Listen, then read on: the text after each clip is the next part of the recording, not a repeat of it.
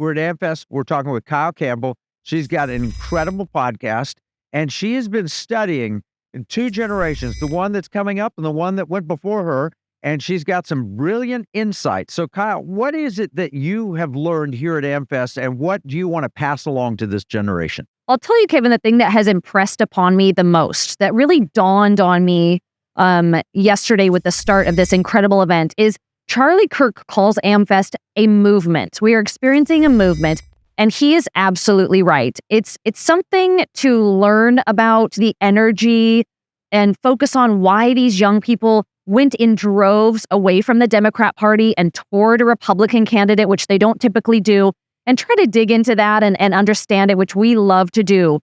But we need to step back, being here, feeling the energy, seeing how bright, how motivated, how energized, passionate, patriotic these kids are. We call them kids, but boy, they're surpassing adults in a lot of ways, and they really truly are our future.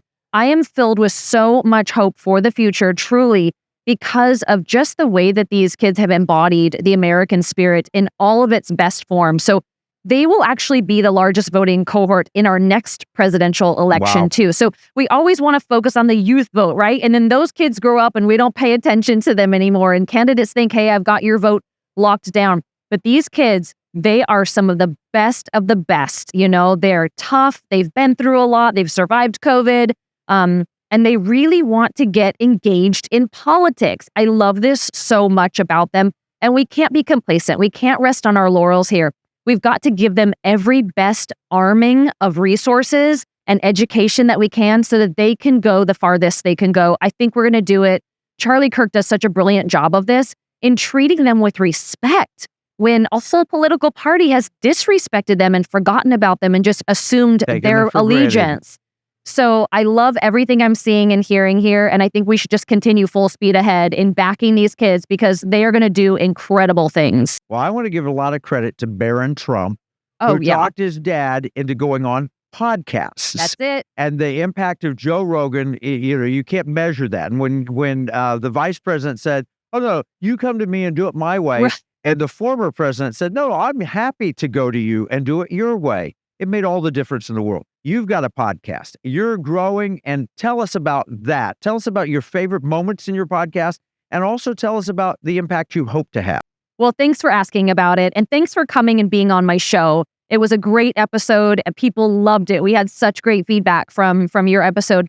My show's called Politically Basic. It was born out of a need to just really explain all of these political concepts, break them down, so that people can develop their own political ideology and not just be told by mainstream media or by a certain major political party what to think and how to feel and what to put on their poster when they go to the rallies.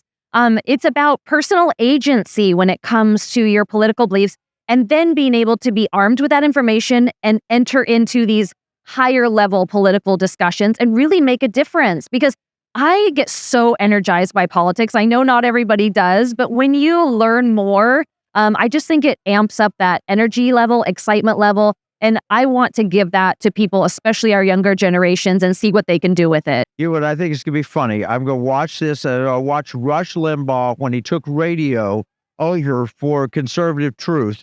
And then everybody tried to mimic him. Right. And they tried to. So what's going to happen, I think, is everybody's going to try and mimic what you're doing and Joe Rogan and everybody else, and the Democrats and the leftists, they'll do it. And people will tune it out because they know it's just a bunch of hypocrisy. It's not truth.